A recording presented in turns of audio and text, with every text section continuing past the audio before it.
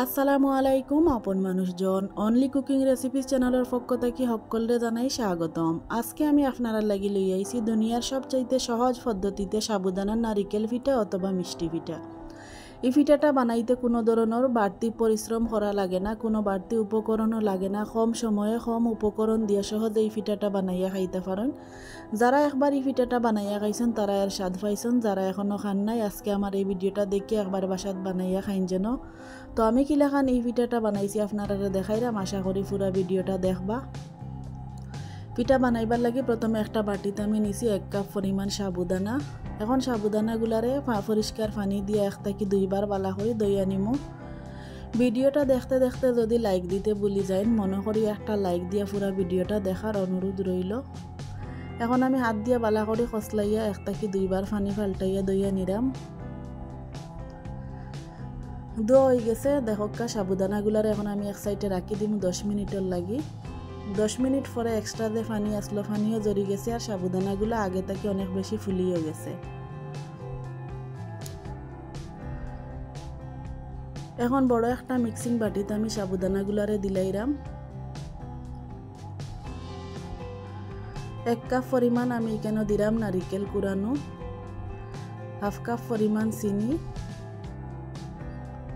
1/2 চামচ লবণ, 1/2 কাপ ময়দা। আর কোনো আমি উপকরণ এখানে দিলাম না, আর কোনো বাড়তি উপকরণও লাগে না এই পিঠার মাঝে। দেখো কত কম উপকরণ দিয়ে আর কত সহজে এই পিঠাটা বানানো যায়। এখন হাত দিয়ে আমি সবগুলারে বালা করে একটু মিশাইয়া নিলাম। কোনো এক্সট্রা পানিও দেওয়া লাগতো না, আস্তে আস্তে মিশাইতে মিশাইতে দেখবা খুব সুন্দরভাবে সব কিছু নরম হয়ে গেছে। হাত দিয়ে যখন ওলাখান হাতের মাঝে দলা ফাঁকবো তখন আপনারা বুঝতে পারবা পিঠার লাগি মিশ্রণটা রেডি। এখন আমি হাতে সামান্য একটু তেল লাগাইয়া আমি আমার পছন্দ মতো পিঠার শেপ দিলাইরাম। দেখোকা ওলাখান আমি গুল গুল করিয়া পিঠাগুলা বানাইরাম। আর এক হাত দিয়ে কিন্তু এই পিঠাটা খুব সুন্দর করে গুল করা যায় মিষ্টির মতো। ওলাখান করিয়া আমি সবগুলা পিঠা বানাইয়া নিমু।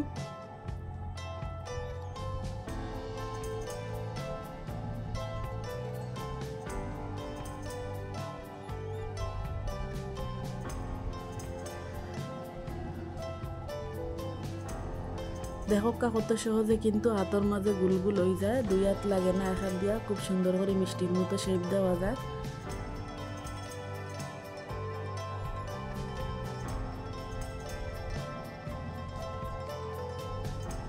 একই সাইজে আমি সবগুলা পিঠা বানাইয়া নিছি।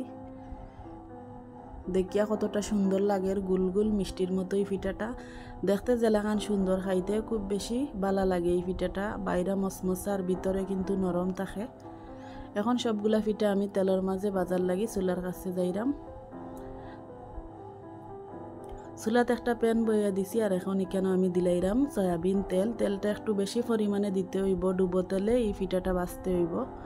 মিডিয়াম আছে তেলটা মোটামুটি গরম করার পরে আমি একটা একটা করে পিঠা দিলাইরাম তেলের মাঝে।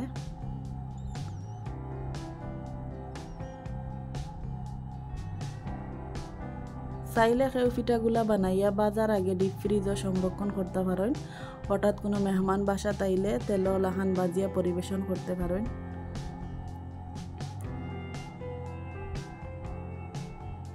তেলে দেওয়ার পরে লগে লগে চামচ দিয়ে নাড়াচাড়া করা যাইতো না, 1-1.5 মিনিট পরে হালকা একটু চামচ দিয়ে ওলাখান নাড়াচাড়া করিয়া দিলে আস্তে আস্তে দেখবা তেলের উপরে পিঠাগুলা বাসিয়া উঠব আর আগে থেকে অনেক বেশি ফুলব।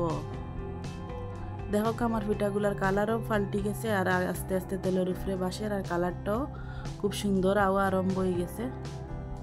মিডিয়াম আছে এই পিঠাটা বাছতে হইব, চুলার আঁচ বেশি দিলে বাইরে থেকে কালার আইব আর ভিতরটা খাঁচা খাঁচা থাকি যাব।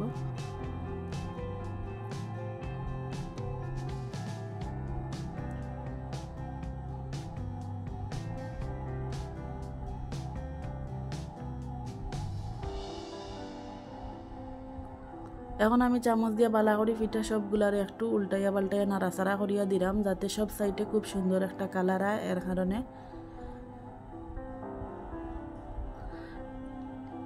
এই পিঠাগুলা দেখিয়া বুঝতে পাররা একটা পিঠা কিন্তু বাংছে ওনার খুব সুন্দর গুলগুল পিঠাগুলা হয়েছে আর কত সহজে কিন্তু বানানো যায়।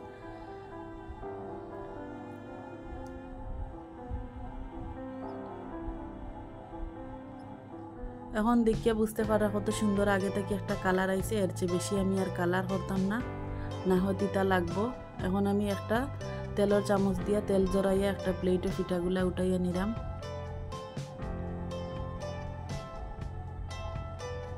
এর চেয়ে বেশি বাজলে কিন্তু এই পিঠাটা খাইতে ভালো লাগতো না। ওলাখান কালার হওয়ার পরে আপনারা ওই পিঠাটা নামাইয়া নিন যেন। সবগুলা পিঠা আমার উঠানি হয়ে গেছে। এখন আপনারা পরিবেশন করিয়া দেখাইলাম। দেখো পিঠাগুলা দেখিয়া কতটা সুন্দর লাগে মাশাল্লাহ। আর খেউরে যদি আপনারা পিঠাটা বানাইয়া খাওয়াই তাইলে নিশ্চয় আপনারা হঠাৎ রেসিপি কিলাখান জানতে চাইবা। এখন আমি একটা পিঠা আপনারা ভাঙ্গিয়া দেখাইলাম, বাইরাটা কতটুকু মচমচ হয়েছে আর ভিতরটা কিলাখান নরম। আর একটা কি দুইটা পিঠা খাইলেও যথেষ্ট, এর চেয়ে বেশি খাওয়াও লাগতো না। আর যদি প্রথমবার খেয়ে ওই পিঠাটা খাই তাইলে দেখবা পুরা প্লেট খালি হয়ে যাব। তো আমার আজকের এই রেসিপিটা আপনার কাছে কিলাখান লাগছে কমেন্ট করিয়া জানাইবা। সকল বালা থাকবা। আমার আজকের আয়োজন অতটুকু। আল্লাহ হাফিজ।